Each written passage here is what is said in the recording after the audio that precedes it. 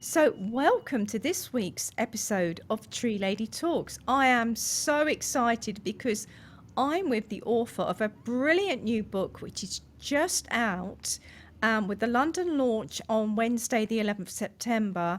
The book is called Oaklore, and it's so beautiful, and I really feel that it will engage a lot of people. So, Jules, tell us a little bit about yourself, please. Oh, well, first of all, Sharon, lovely to meet you in your pod sphere, and thank you very much for inviting me. Um, about me. Well, I think one of the key things is that I feel I came to the world of nature conservation quite late in life, actually. Although I'd always loved nature, like lots of people, I sort of feel I got involved with it a bit later. So I can remember my first experience of knowingly going to a nature reserve, for example, and I was in my late 30s by then. And the reason I went there is because I'd seen a fantastic job at the Wildlife Trust in communication, and I really wanted this job. And I thought, oh, better go to a nature reserve. I get you. And I didn't know how to go into a nature reserve. I didn't know what to wear. I didn't know what to expect. I didn't know whether to take a picnic or whether to. Didn't know what to carry. Didn't know what to expect when I was there. My husband and I were both had this sort of dilemma together, and we went, and we actually had an amazing day. It was a beautiful, beautiful day. And the minute we were there, we realised we needn't have worried. But I think it's for me it feels key to this book because just that memory of feeling quite daunted about engaging with nature at a deeper level than I already had and not really knowing where to start, it resonated with me. And so one of the things I've been trying to do with the book on oak trees is really just create openings, create ways in that people can engage. And of course I know now that if you just reach out to your local conservation organisation, um, there will be all sorts of amazing guides who will help you through that process. But of course, I didn't know that then because I didn't know where even to start. Do you know, I'm so glad you made that point because many of my listeners will be the whole life has been Yeah. nature and everything, but we forget we're in our own bubble. And I think it's so important to actually emphasize that there's a barrier in a lot of people's minds, that their modus operandi is to do something that's quite urban or something more indoors. And I think it's great. And your book is really full of good advice from starting from scratch.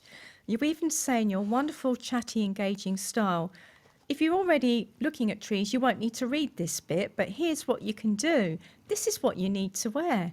This is what you need to think about, just so it's almost like a manual for getting out there. So, Jules, you went to your first nature reserve in your late 30s, but tell us a bit about your childhood. Yes.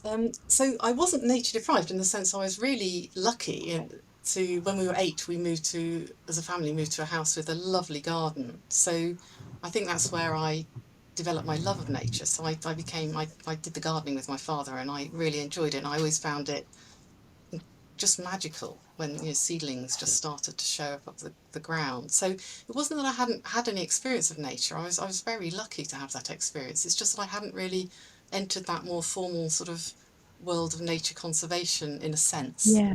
and I didn't really know how to enter it. But I also the other wonderful childhood experience I had is that we had a beautiful old Bramley apple tree in the garden, and it was that was a place of sanctuary. I used to climb into that tree and just sit there, just spend ages in there because it was a peaceful place and it created natural sitting spaces. And I love it. It's still there. It's still there now. Although two of its big branches have dropped off recently, so I might need the help of an arb at some point. Yeah. We can try and Oh, save that's it. yeah, it's so wonderful how these things can shape our lives, isn't Mm, it? Somewhere to go, yeah, somewhere to hide, gives you all the beautiful apples and a beautiful thing yeah, in your garden. That's yeah. great. It's And I beautiful. think you really encapsulate the majesty of our oaks when you say, because an older oak is not only a tree, it's a nature reserve all by itself. And the thing that strikes me about your work is it is so much about connectivity, isn't it? Absolutely. Yes. Yeah, and one of the things you start off by writing about is our feathery friends who live in oaks. Tell us some of the stories about birds who live in oak trees and how we can get involved. If like me, I'm not very good at recognizing bird song. Yeah. So that's really where my Oki journey started. So I felt I'd heard this amazing statistic that more than 2,300 species live in and on and around the oak and that are supported by the oak, and I was just thinking that's incredible. It's just incredible. It sort of blew my mind, and but then I'd sort of there's oak trees in our village, and I sort of stood under them and looked at them and thought, well, I see maybe a bird, maybe a fluted, or I can maybe see a spider or a beetle I can't identify. And I thought I didn't really see like hundreds of things coming out at me. So I think one of the impulses behind the book really was to try and engage with the oak's world a little bit more and just work out how I could interact with it.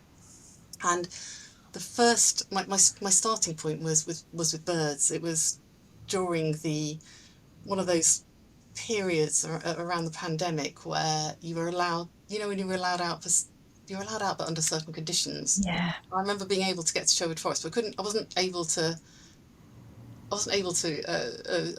meet a guide, go on any kind of guided tour or anything like that. So, but there was a lovely chap called Carl Cornish at the RSPB who sort of gave me some guidance, and I thought, well, I'd love to start with woodpeckers because they're obviously sort of, well, not obviously, but they're one of these cornerstone species that provide all sorts of support for other species, I guess. Yeah. And he said, we talked over the phone, and he said, right, you need to go past the bee tree, and then past the major oak, and then you sort of, not long after the Medusa tree, you'll find your way to a place where you'll hear woodpeckers. So I thought they were the best instructions ever. It just felt like, Love that.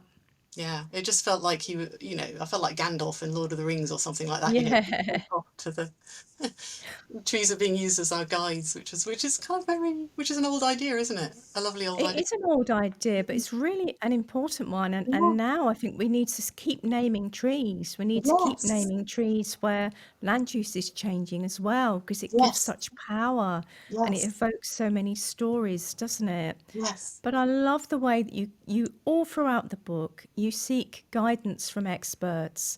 And there are some wonderful characters in this book, many of which actually we've interviewed on Tree Lady Yeah. Talks. Yeah. It's absolutely lovely. And also, you say how to get involved. Can you give somebody some advice if they think, well, I just can't identify any birds by Yeah. song? How Yeah. did you start? Well, the in that on that occasion, that was around about February, and I Carl had advised me to go listen to the woodpeckers, and I'd heard a great spotted woodpecker with its wonderful drum roll, and that was wonderful because it was almost a sign of spring waking up in the forest, and things felt hopeful. It felt like we were probably turning corners in the world, and that was just lovely. Yeah. Um, but I was also conscious that I needed, I wanted to learn birdsong. I wanted to understand it, and I tried several times over the years. So it wasn't like I hadn't been interested before this point of my life. And I'd always sort of given up because it just was this sort of blur of sound, a beautiful blur of sounds that Yes. I loved, but I couldn't distinguish them. And then an old friend, Julian Branscombe, who's now chief executive of the Isles of Scilly Wildlife Trust, he gave me a brilliant bit of advice, and he said, first of all, you're starting at the right time, so sort of early spring. That's good because there Right. aren't that many birds singing out and proud at this Yeah. stage, so it's good because you can pick off a few.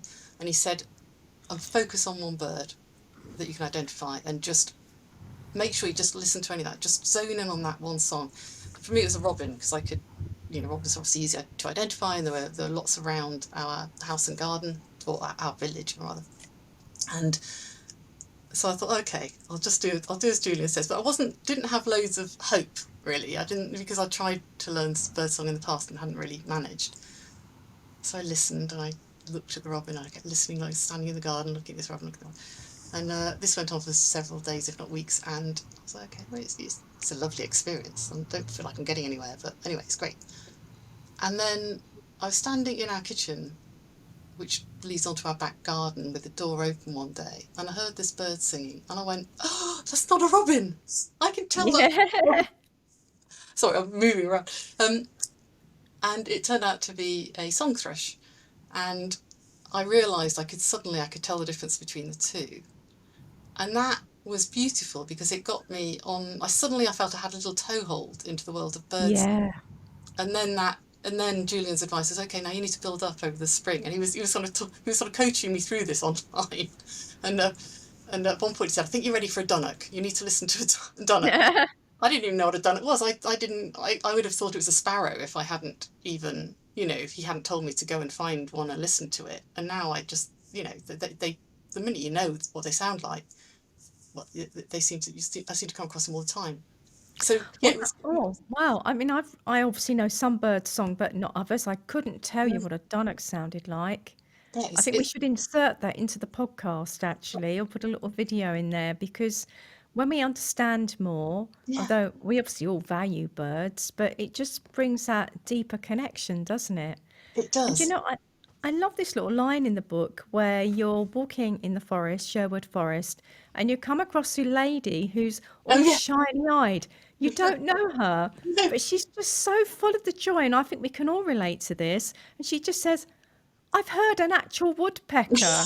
yes, I love the fact that she was so full of that joy that she thought, I'm not going to have a filter here. I'm just going to say what I think.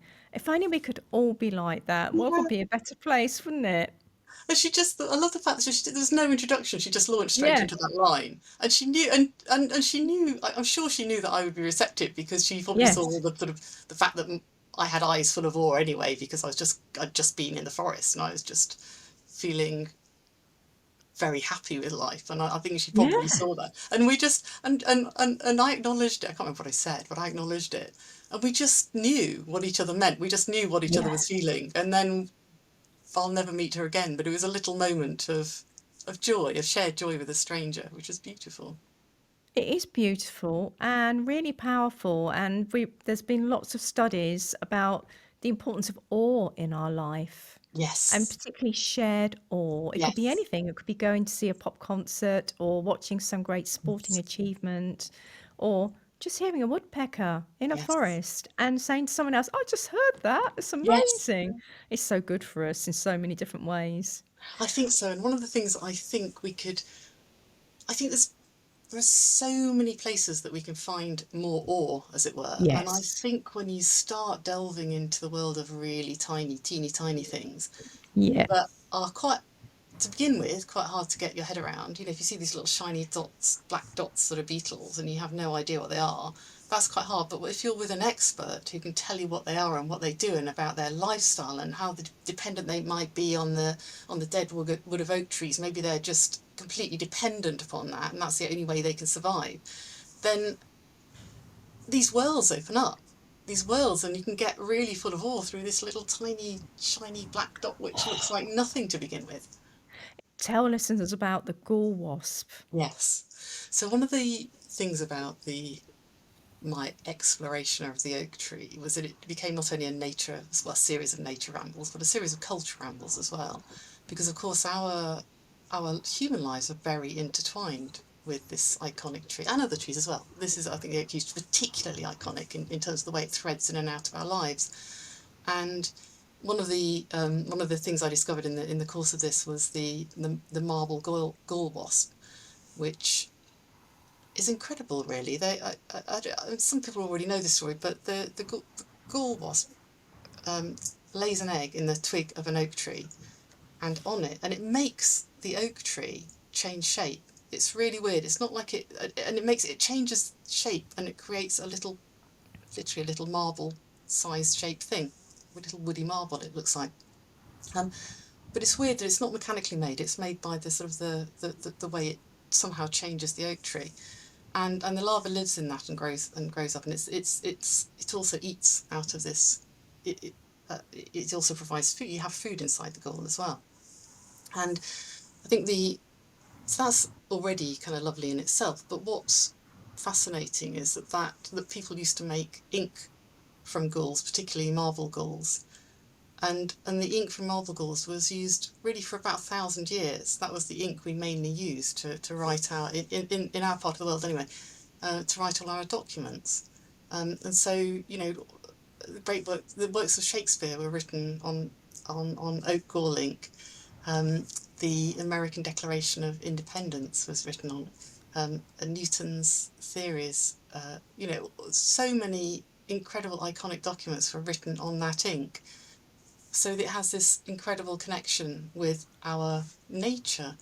I think a lot of the best ink was imported. It wasn't all from the UK. I should say, but again, it does show you um, the, the impact of what the impact of tiny. It's a tiny wasp. It's not one of the big stingy type wasps. It's a tiny little wasp, and the impact a tiny creature can make directly on our world as well as on the wider world, of course. And although I think we shouldn't value nature at all only through its connection with ourselves. But it shouldn't just be just the fact that it happens to provide a useful something useful for us. It should be valued by itself. But actually, when you start looking at the bigger picture, you know that the whole of nature and the way it all interacts is actually we're dependent on it anyway. So we're dependent on it sort of ecologically, but it's also the fact that it just has this incredible impact on our culture, and on the lives of other species too. Absolutely brilliant. And really, that tiny little gall wasp enabled us to record and actually record what we found in nature as well. It's like an ever Yes. wonderful spiral. I do wonder how someone found out, but that's just me being Yeah. How did flippant. they? Yeah. How did they find out? But there's other stories of galls as well. And I love how you write about the oak apple and all the different lodges Yes. inside. Tell us Yeah. about and our own customs, where there still are oak apple days. Tell us about the Yes. oak apple. So I think quite a few gulls end up having quite different sets of different lodges. So they because they're quite nice places for little larvae to grow up. They attract other little creatures as well. So if you kind of slice open a gall, you can often find all sorts of little passageways. Well, you can see other things inside it, but quite often you'll see little passageways where things have made their way in and around the gall. Um, and Yeah, coming back to the oak apple, sorry, yes. So oak apples are like very iconic gulls as well, and they look like little tiny squishy sort of apples on the oak tree, and they played a big part in human culture because they used to be involved in celebrations. So if we take a step back into history, that one of the things that they're connected with was the restoration of the monarchy, particularly, and the reason they were connected with that is that when the son of Charles I, he was trying to regain the throne, and he took a big drubbing at a battle. I think it was the Battle of Worcester, and he ended up hiding out on the. He went to Boscastle House, and his one of his soldiers, one of his top soldiers, William Careless, his name was Oh, I love that. William Careless. William What a Careless. great name. Need to come Although he back to didn't that keep name in it, a did he? minute. Sorry. He didn't keep the name, did he? No, we'll come back to that in a And minute. come back to that. Yeah. So he was a bit worried about hiding the king in the house because all the armies were sort of parading out, around in and around the area. And so he decided that it would be a good idea to hide the king in an oak tree. So they sat up all night apparently in this oak tree, and apparently the lovely William Careless cradled the king in his lap as he sat there, hiding from the enemy, and they escaped. And it was because of that escape that then ultimately a series of events unfolded, which eventually led to the restoration of the monarchy, and said prince became Charles II. And so that really had a big impact on human history, this hideout in the oak tree. So if we go back to the oak apple, so when this became, as you can imagine, a cause of celebration, and a national day of celebration on the 29th of May was declared, and people would celebrate, and part of one of the ways they would party is that people would go and collect oak branches, and the coolest people at the party had the most galls, particularly oak apples, on them. And that was the cool thing to be carrying if you were going to one of these celebratory parties. Anyway, they all got very out of hand apparently, these parties, and the day also, because it was Oak Apple Day, it was also called Nettle Day because people whip each other with nettles apparently, and Maize Ruin Day a bit more sadly as well. So it became associated with all sorts of interesting behaviour. And it also became a day of, it sort of, the whole thing got inverted as well, I believe, and it also became a day of protest. So people who were anti the monarchy as well. So it became quite an interesting set of cultural connections. I think we should bring it back. I think we should, I but definitely more, think we should bring it yeah, back.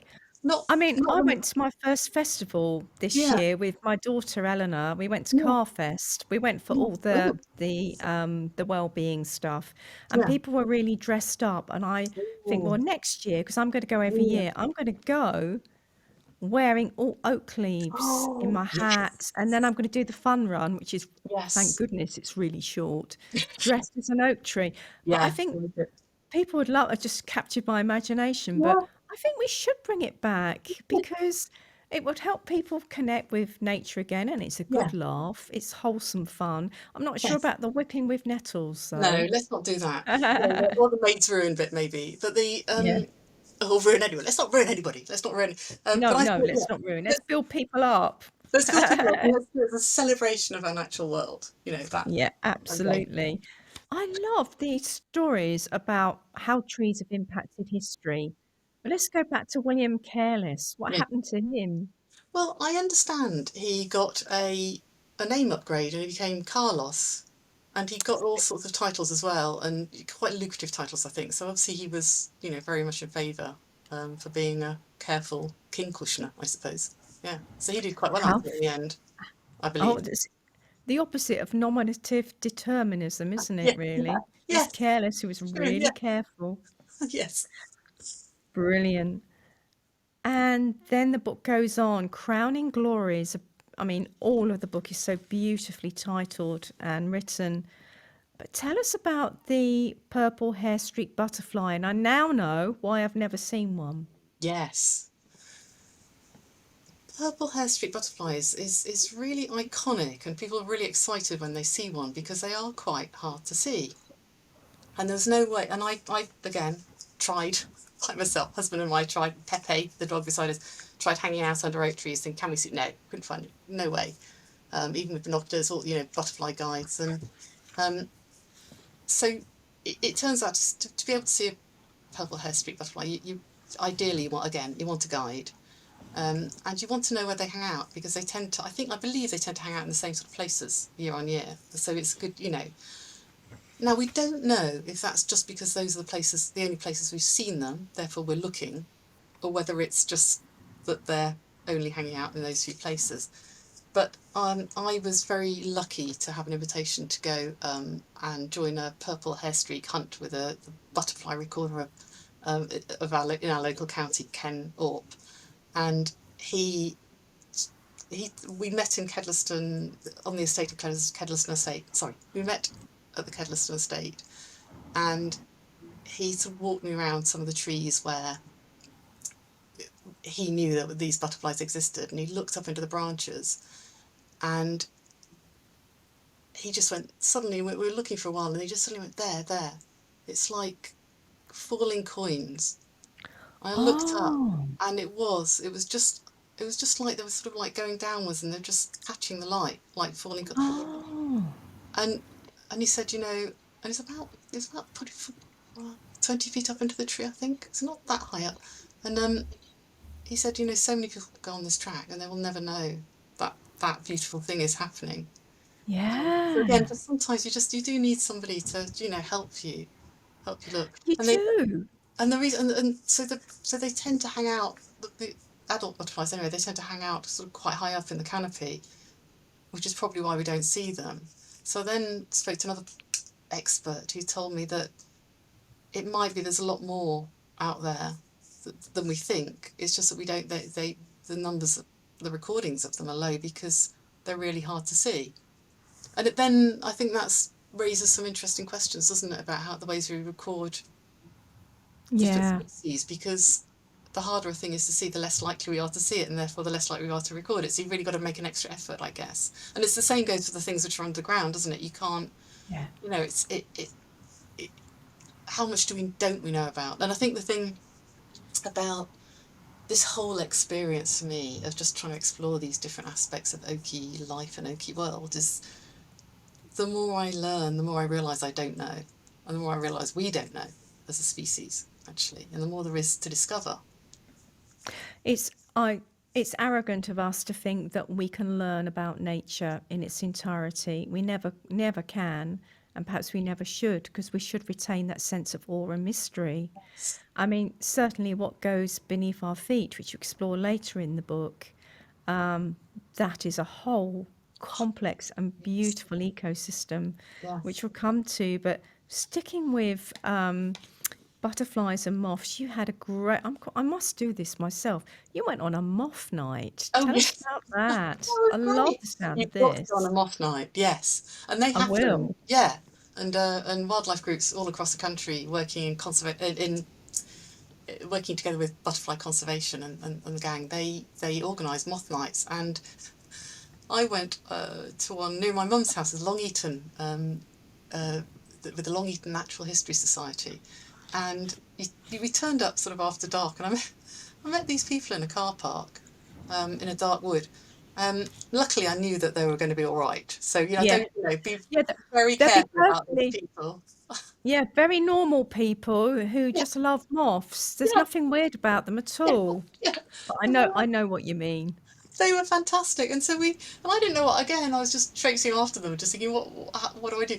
And so we went and we set up the moth traps, with the very bright lights underneath oak trees and beyond.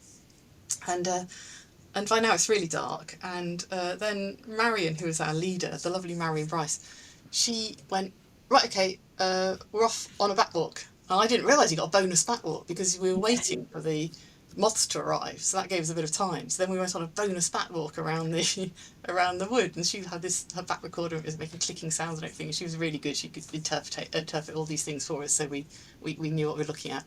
And then we all sat around for we did our back walk, and then we all sat around. We'd all bought sort of folding chairs and things like that, and sandwiches, and we all sat around just chatting, which was brilliant at night in a wood. Yeah. And nothing happened for ages, like 2 hours or something. No, almost nothing arrived. It was, and it had been quite damp, and everybody got a bit like, oh, I don't think that's going to be a very good moth night. And then we sort of sat there for a bit longer, and then I don't know how long it was, probably about midnight, and suddenly they all came. The moths came, and they just all started twirling in the lights of the moth catching devices, and it was like all these fairies arriving in the middle of the wood at the midnight, and of course the energy of all the people there just lifted, and it was really exciting. And Marion and all her gang were there with their ID guides, and they were talking us through all the different moths, some of which was particularly related to the oak tree, and some of which weren't. And it was the best all-nighter I had in a long time. I have to say I haven't had an all-nighter for a while. Um, but I definitely recommend an all-nighter with a moth group. It was fantastic. And they were just so warm, and so, as people in these worlds tend to be. They're so generous with their knowledge, so welcoming. I, I just can't recommend it, to people more strongly. And this is usually these activities, they're not, there might be a little, a small fee to pay, a few quid, but they're normally very inexpensive ways of getting involved and having a lovely time and meeting some fascinating people. Well, I'm sold. I'm going to go on a moth Yeah, night next yeah, summer definitely. because they're so beautiful, aren't They're they? so beautiful. And don't you think that moths get a bad press? Yes, Get the mothballs in, keep them yeah, away from your jumpers, but many of them are exquisite, aren't they? they are exquisite. And they all Really have great names beautiful. as well. They have lots of really beautiful names. And apparently, one of the things that one of the chaps told me on that evening was that a lot of them, he believed a lot of them were named by vicars because they were the people who had time. Some of the vicars had time to go out recording different species, and they. Right, well, the ones that we found on the evening that were very associated with the oak tree, I should say, were things like light emerald and the poplar hawk moth and the peppered moth. But there's also all sorts of other wonderful names for moths. There's elephant hawk moths, there's privet hawk moths, the chimney sweeper, the drinker, there's maiden's blush. There's all kinds of fabulous names, and it just goes on. They're like little bits of flying poetry, some of these moths. Oh, that's really beautiful. They should be in common parlance more often, or Yeah. maybe farrow and ball colours, which you do reference Oh, about lichens. But I'd Wouldn't love that be that. good? Maiden's blush. Yeah, and I think one of the challenges of moths is that they obviously have a bit of a reputation for eating your wool, but that's almost no, very very few species. I think there's only two species that do that.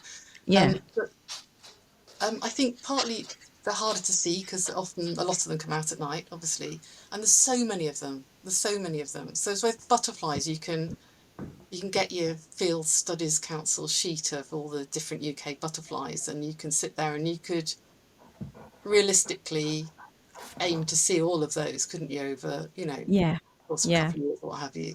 Whereas with moths, there's so many, it's harder to sort of take it all in because it's such a rich world in a way. You talk about the Medusa oak, and I Oh love yes. your phrase here, which I thought was brilliant. The quirkiest of quirkuses. I love Oh that. yeah. So tell us about your encounter with the Medusa oak and what she is like. She's amazing. So she looks like her namesake. So she stands in the middle of Sherwood Forest, and she's been truncated, literally truncated. I think it's around about waist or chest height of a human. Can't remember exactly which.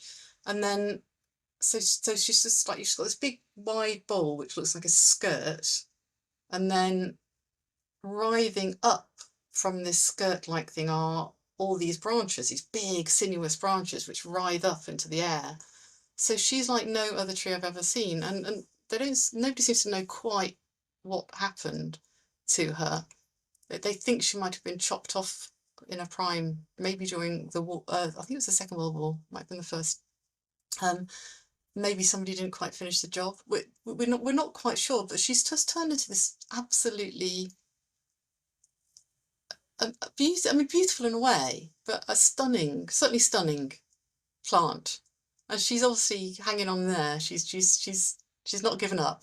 She keeps, and I think she's quite well named because if you look back, well, as far as I understand about the Medusa myth, I think Medusa herself was quite ill-used as well, wasn't she? So it feels like they both suffered a little bit of abuse, let's say. Um, But then you go into the world of beetles, oh, and they are absolutely beautiful. What did you learn about beetles on your exploration of all the oaky world? I learnt that there's a lot of them, a huge amount of them. Who's that? There's a quote which I think is attributed to somebody called J.B. Haldane, have I got that right? Which goes something along the lines of, the creator, if he exists, has an inordinate fondness for beetles. So there's a lot of them out there, Yeah. and they're wonderful things. And a lot of them, and they obviously all need different habitats to live in, and beetles are among the saprophylic species, so the species that need dead and decaying wood. Well, some beetles, I should say, are among those saprophylic species that need dead and decaying wood to survive. And it just, when you start looking into that, it just shows you the importance of of of of leaving dead wood in nature. And one of the things I learnt, and I already knew that deadwood was really important in woodlands, so it's very important to leave a lot of it lying around. But what I didn't know until this exploration is that there's a big difference between standing deadwood and lying down deadwood, because that provides, and the minute you hear it, it makes sense because it provides a different kind of habitat, different levels of moisture, light, warmth, all those sort of things, which means it supports different species. So thankfully, I think we in woodlands now, a lot of people have got the message that deadwood is really important.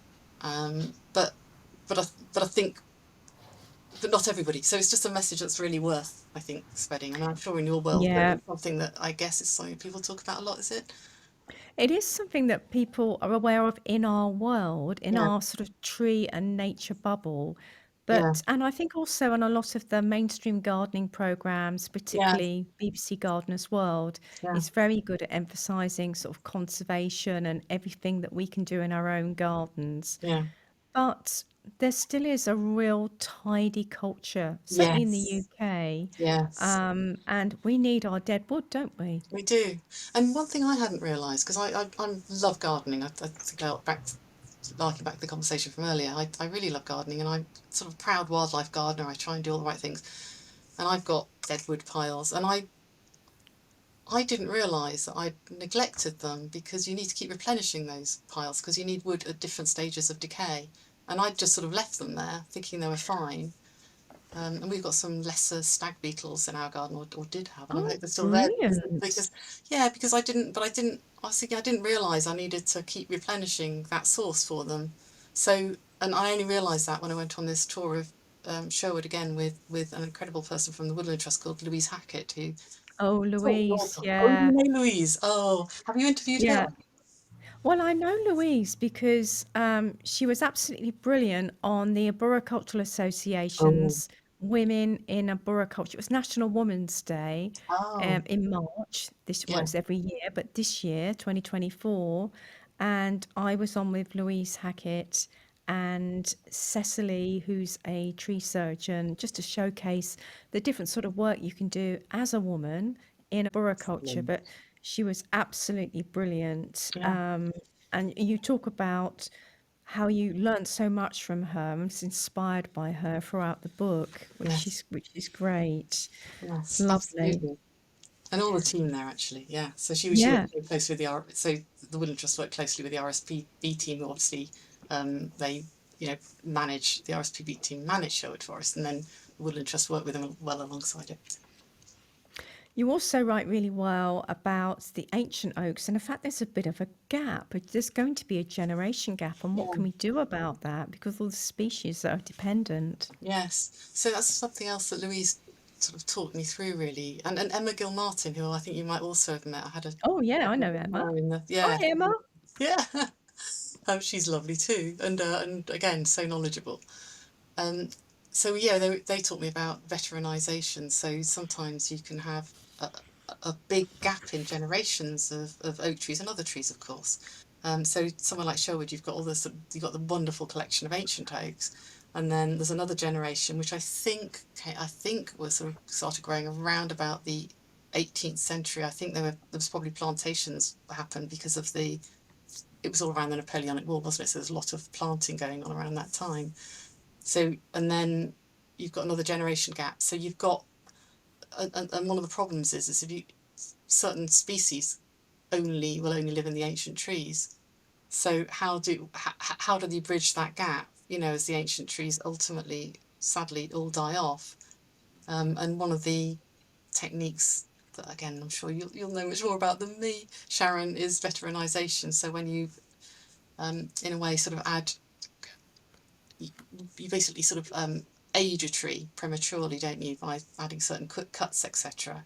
But I hasten to add, that sounds really cool. I hasten to add that they only do that, the experts, they only do it when a tree is going to have to be felled anyway for other reasons or what have you. They wouldn't do it on trees that are going to that they need to keep there for the ecology. I'm explaining that really badly, No, but not at all. No, I thought that was brilliant.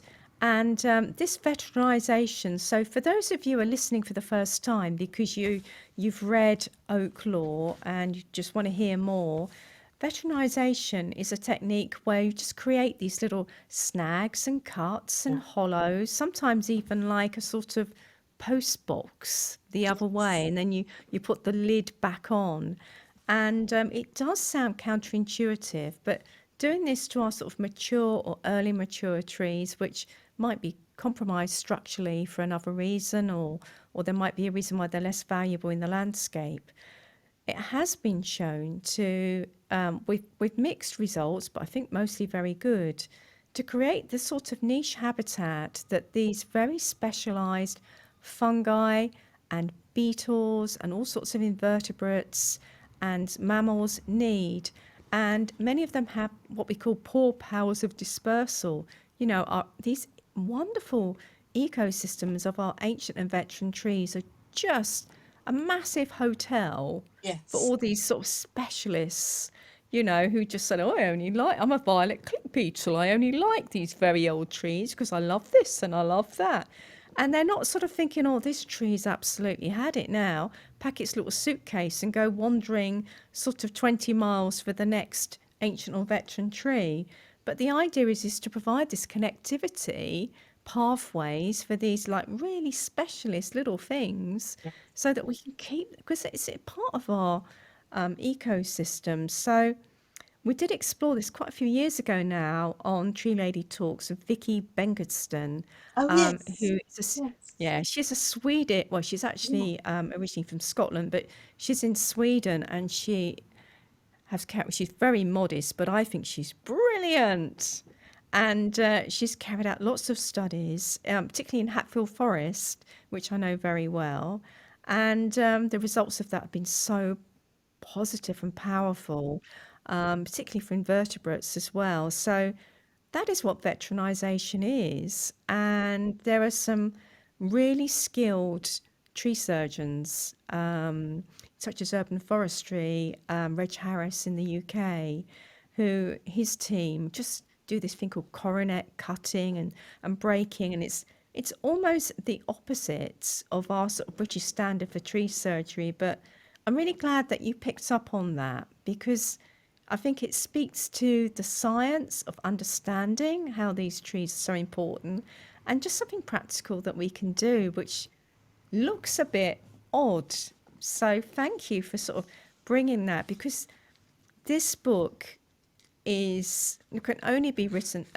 Sorry, because this book can only be read by somebody who's already into nature, but it could be picked up by anybody who thinks, oh, I quite like oak trees, but doesn't know a lot. And you really do talk about every different aspect. And I love it when you talk about the sort of magic and mystery that we associate and the folklore. Some of it's quite dark, isn't it?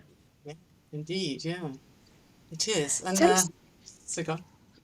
Well, I mean, some of it, I was actually reading some of it out loud to my grandson Oh, yesterday, when I took the day off work. And I thought, oh, I'm not going to say that bit to my grandson. I'm going to talk about the devil and things like that. So tell us about some of the peculiar things, or yeah. maybe not peculiar. Well, there's all sorts of magic, good and bad, let's say, associated with oak trees, and there's just some interesting, very interesting oaks which have all these sort of weird historical associations. And one of my favourites is the big belly oak in Wiltshire. I don't know if you've come across this tree, I Sharon. haven't seen Oh, it, but I really want to now. it's fabulous. So it's a, I don't want to say ugly because it's beautiful, but it's a great big bulging beast of a tree. It's fabulous, but it's kind of quite imposing, let's say, and it sort of bulges all over its big bowly body, and it's got a great, I think it's an iron belt across the middle where somebody at some point has strapped it all together to stop it falling apart, and it's got these great sort of gaping holes in it, which are kind of, if you walk up to it and the light's just going a bit out of the day like I did, they look a bit like giant mouths, and it's quite intimidating. Oh, the other thing about it is it's like right on the edge of the forest, but it's also right on the edge of a road, a really fast A road. So it's kind of really odd. It's a really odd situation. Um, so when, but it's got the myths associated with it include if you dance around it 12 times anti-clockwise naked, you will summon the devil. So so I I hope didn't. you weren't tempted. I, I wasn't tempted. I was a bit more. I think I was probably a bit more. I was scared of a lot of things, but probably even more scared of the road than I was of the forest, to be Yeah. honest. Yeah. So I didn't think that would really work. And also, yeah. Although I don't believe in the devil, there's always a part of you, isn't there, that thinks, "Oh, what if I'm wrong?" Yeah. And then it was, but again, don't do this at home necessarily, but or out in the forest. But it was the light was fading, and I really wanted to see this tree before because I'm not normally in that part of the world. So I then, so I then went back to my car through the forest, and and it was getting quite spooky, and I having had met this spooky tree, and suddenly there's this sort of sound sort of shreds through the forest, and it sounded like if it's got a little edge to it, and I was thinking, I'm pretty sure that's a monkjack. I'm pretty sure that's a monkjack. But you know I what? It's know, but terrifying. oh my God, when I your was, mind starts going though, it's the I worst. know. Most of the time, I'm like, I'm okay, I'm Yeah, properly well-armed, yeah, I'll go walking out at yeah, night. But once you sort of tune into something, or your imagination says that's something like otherworldly or something really scary, It's awful, isn't it? It is awful. I had another experience. My husband and I manage we manage a little volunteer group in a lovely old ancient wood near us. It's Old Wood in Lincolnshire, and so we do copsing and that kind of thing. And again, we normally go there on a Sunday morning, but on this occasion, I was with my dog Pepe, who's featured in the book, and Pepe never runs off normally, but on this occasion, he just ran off, and I couldn't Mm. find him. And again, the light was going, and I, about It's horrible, isn't it? it's really horrible. And suddenly, this place I found full of magic and wonder, and my safe Yeah. place is where I go and I just breathe on Sunday mornings. Suddenly became, oh God, suddenly you start realizing, how people saw devilry and fairies and all sorts of things Mm. in these places. And so I was kind of tearing around looking for Pepe, and I thought he's gone, and it was awful, and I was really scared.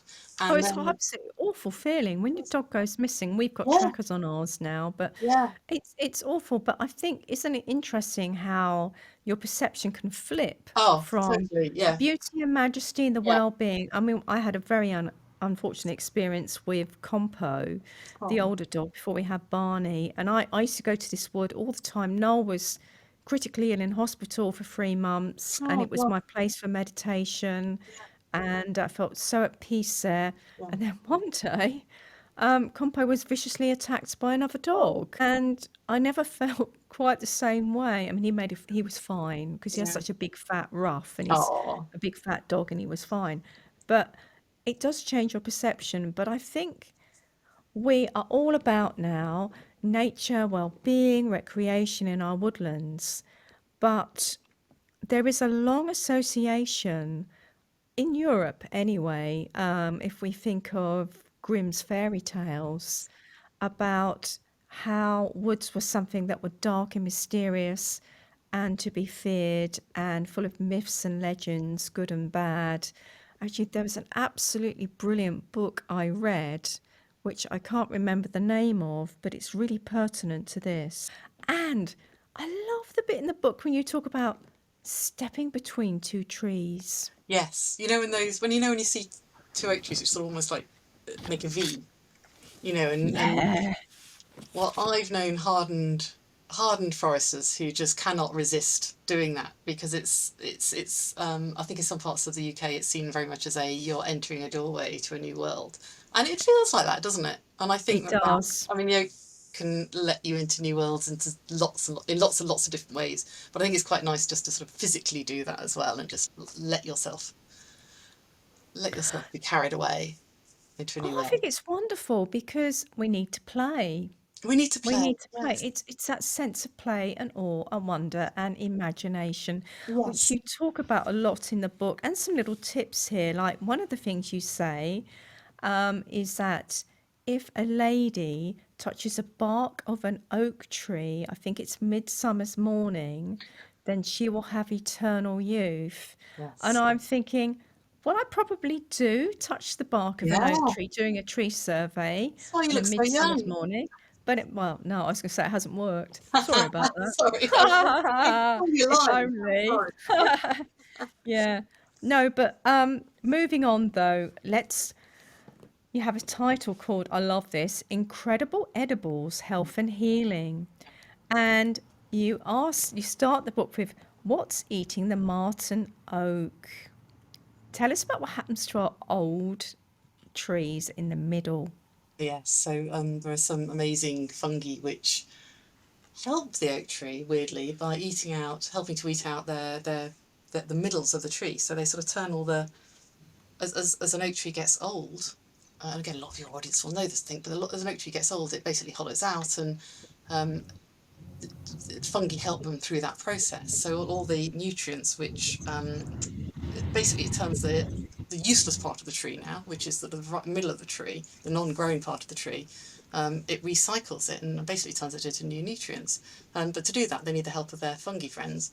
And one of those, if you go to see lovely old oaks like the wonderful Martin oak, which is an old sessile in a garden in Cheshire, you see some of the fungal brackets, and in that when I visited, it was just it was the beefsteak fungus, so Fistinian Oh, hepatica, and it was just sticking out of the tree like it just looked like a cheeky big tongues. tongue or a Yeah, big like sticking snake. out. Yeah, really, It's really. it's one of it's just gorgeous. It's one of the Yeah. best named funguses out there. So that's Yes. beefsteak fungus. So if you're listening to Tree Lady Talks because you love the book and maybe you're not a tree person, it's like an actual steak. And Yes. if you bruise it, it's kind of has this red liquid. It's Yeah. kind of like it's bleeding, but it's quite a friendly fungus on the Yeah. whole, isn't it? Because it chomps away in a very respectful way in the middle without structurally compromising the tree. But it's also good for the timber, isn't it? For sort of woodwork. Yes, it Because makes a it's beautiful pattern, expensive. doesn't it? Which can then be used Yeah. for, yeah, for people who like making beautiful objects out of oak. And the I mean, and it's technically it's edible. I wouldn't necessarily advise it, and to be honest, I think these things are best left on the tree anyway, aren't they? I don't want to. Well, so do I. I mean, Mess this with isn't this isn't a recipe show, is it no, really? So no. we're not going to advocate eating or not fungus because the other one that's a rotter in a really nice way is chicken of the woods, isn't it? That Yes, you find. that Um, reminds me. Oh, sorry, sorry, Sharon. well, it's not quite so well named. I guess it's kind of like a yellow, sort of slightly wavy, layered fungus, which I suppose might look like fried chicken. Do you think? I don't know if that's where it comes from. I, I think it might be that it comes from that. Does it taste like? I can't remember if it tastes like chicken or not, but I know that I think it it's does. yeah. Yeah, I think it might do. I And think I it know that does. we're not recommending eating it or not, but No. I do know that you must never eat it with red wine. Apparently, that's a thing. Oh, I think isn't it about 20% of people I think are do react to it. It is poisonous or toxic for certain Yeah. people. There's something like, but I think it looks a bit like when you get that really yellow sort of foam filler that you stick Oh, it as yeah, like it does. insulation in walls, and it's really bright. Yeah, And it looks like somebody's come along with a can of that and just squirted it at the tree, and it just that's suddenly brilliant. appears. It suddenly appeared on an oak in our village. I was walking past this oak day in day out. It's suddenly there. This Yeah, bright yellow thing.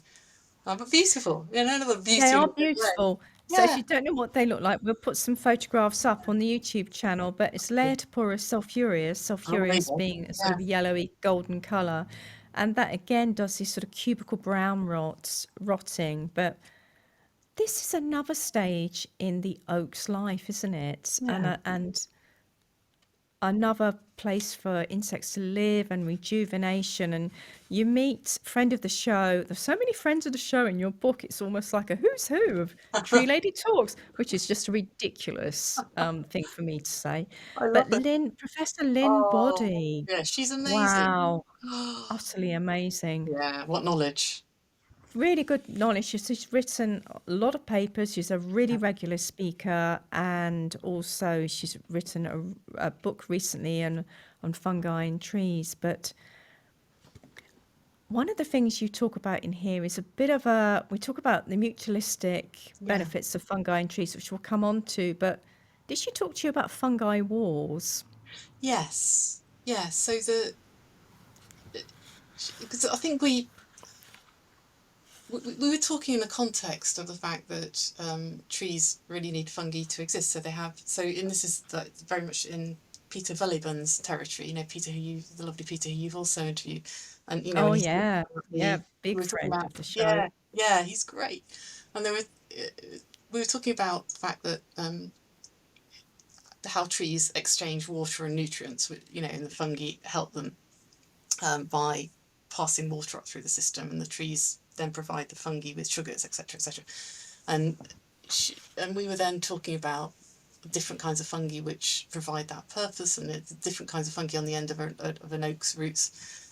And she was saying that, if I get this rightly, that if you put the fungi together, it all sounds like a really nice sort of symbiotic relationship, that they're all sort of everybody's serving everybody else and everybody's living in this beautiful harmony. But she was saying it doesn't necessarily work like that. So you can get sort of circumstances where they're basically fighting each other. And it can actually be a lot more brutal. So I think there's always, isn't there, that I haven't explained it very well. I'd have to sort of kind of I'm at the edge of my knowledge, so I'd have to sort of revise that really to tell you it really well, to tell you the story really well. But I think that the point is that it's always nature's always trying to refine that balance, isn't it? It's never. Yes, what you explained so well and in such an accessible way. So, if you know these fungi wars, they're fighting for territory, Yeah, and we'll put an image up and credit that to Professor Lynn Body of she puts different she puts a block of wood, two blocks of wood in a agar sort of slide, and then she'll put two different types of fungus in there, and you can see this battle line. yeah, And you can see it in wood. I mean, sometimes you see these black lines in a piece of yes, fallen wood, yes. pseudosclerotoplates, I think they're called. And that's where it's like a sort of robot wars, isn't it? I mean, there's drama. There's real drama There's underground. real drama. There's strategies. There's changing of approaches. There's one fungi comes forward and the other one retreats, and then it finds something, finds a bit of extra food or a different strategy, and it comes back. But that's a sort of, I mean, we're always trying to sort of put it on a human level, aren't we? Which is probably not good. But let's talk about, But this relationship between trees and mycorrhiza fungi. yeah, What thrilled you the most about it? well, I think I think it's there's been a revolution, hasn't there, in understanding, and it's just in the. I mean, it's past few years. It's been recent times, hasn't it, that people have just got the fact that there are these the fungi connecting everything up underneath, under the ground, and that trees are communicating with each other and other parts of the ecosystem. And I know that Peter Verliven's been very key for getting that idea out there, and I think it's Suzanne Simard. I don't know how to pronounce her name. Is it Yes. Suzanne Simard? Is that how you pronounce as well? I think she came up with the original theory. I think, didn't she? If I've got it correct. Yes, you Anyway, did. Yes, you're correct. they've both been absolutely key players in getting that message across, and it's sort of now accepted, completely accepted, isn't it? And it's really changed things around. So a lot of people have heard about that. Um, I I find the whole thing absolutely incredible. So when we arc back to the fact that it's not just one type of fungi necessarily that are at the end of an oak's roots. It can be lots of different kinds of fungi. Well, I think it is lots of different kinds of fungi. And when I spoke to Lynn about it, we had this really interesting conversation about whether the fact that fungi can adapt more quickly and the different types of fungi can step in and out depending on who's winning that war, presumably, as you touched on earlier. Can that process help trees adapt quickly, knowing that trees are trying to adapt to climate change? Can that and I think it's a really interesting idea, and it's sort of actually is it. I'd imagine there's something going on along those lines, in terms of sort of probably bacteria too that are helping. I don't know. I'd be really interested to hear your take No, on that. I love everything that you say about that. And going back to the sort of wider excitement and understanding, I think that there is lots of people have heard of the Wood Wide Web. And I remember, about 5 years ago, going to speak to a group of architects about the work that ARBs do. And they said, "Oh, it's like the tree in Avatar." People love it. And I think people love the idea of this sort of harmonious ecosystem. Everybody's helping each other out. The oak sort of, it can hold back some sugars, but on the whole, it gives some sugars. And then the fungi are growing around like fungi Yes. gloves, you described so Yes. beautifully, going out grabbing sort of water and extending the area, etc. But Professor Lynn Body is such a great scientist because I said, do you think there's some kind of have we got it all worked out? She goes, we don't yet know. Yes. We don't yet know. And so I just want to say to listeners and to readers, we love the story of this, and there's a huge bunch of scientific evidence around it, but there are gaps too. And I think that because in a way, should it be an example of how we as a human race should live our lives in this sort of sharing and supporting weaker members of society and just helping each other out. And we sort of think there's something for us all to learn there.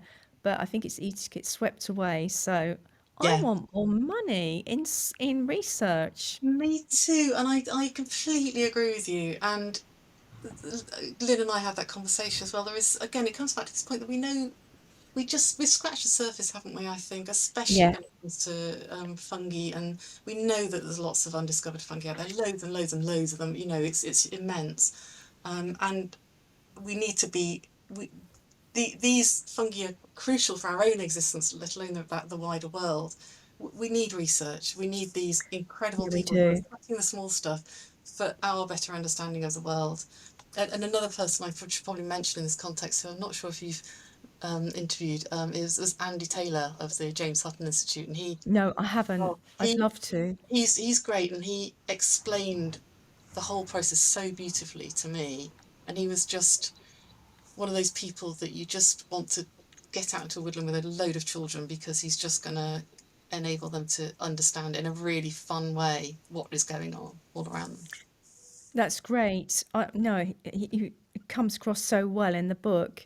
And to balance the book, you talk about threats Mm. as well and the complexities of acute oak decline. What can we tell the listeners about acute oak decline? It's still a lot of questions, aren't there? What Yes, is it? yes. So that's a really hard thing to answer. I I think it know it's a really yeah nasty question from yeah Tree Lady Talks there. yeah Sorry. it's I think it's one of a series of reasons for decline in oak trees. Although when I say one of a series of reasons, we think it might be a number of factors which are affecting the oak tree, whereby they suddenly go into decline, and it's very worrying. And we think, again, we're not quite sure. There seems to be an association with the oak jewel beetle, the Grillus bigotatus, which sounds like it's character in a Monty Python. Yeah. Um, and there's another bacteria whose name I can't remember, which seems to be associated with it. But we don't know, but we don't, but we're learning, I think. So I think we have to be sort of careful to sort of point the finger too strongly in any one direction. So the beetle, it could be, it might be that the tunneling it's making is allowing disease to spread. It might be, or it might be some kind of other association. And I think there's a lot of people sort of out there, trying to work out what's going on. I know there's Action Oak are doing great things by sort of pooling a lot of the thinking together, and supporting a lot of some of the scientists in doing that, because obviously we really want to know why our oak trees are affected.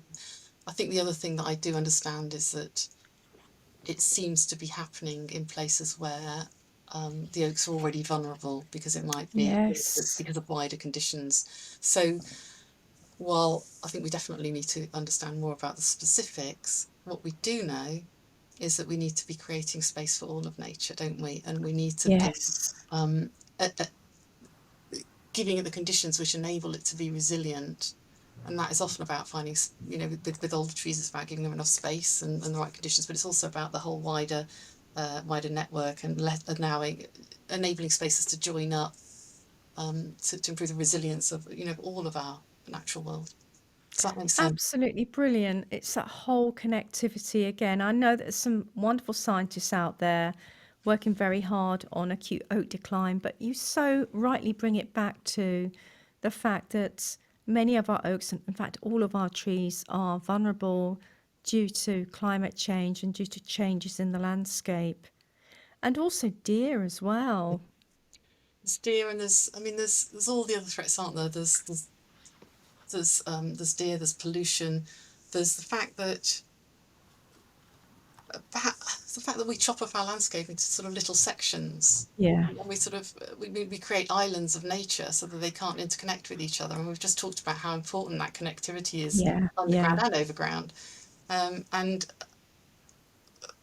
it, that just makes it more and more vulnerable. So that then comes down to just, we need better decision making, don't we? So we need people, when they are developing our infrastructure, we need them to think about the whole picture. So we humans need infrastructure, but nature needs its own infrastructure as well. So can we think about it as a whole, rather than oh, we need a road here, or we need or a house here. We need to think about it all at the same time, don't we? And I know that you've done your work has covered a lot of this, hasn't it, Sharon?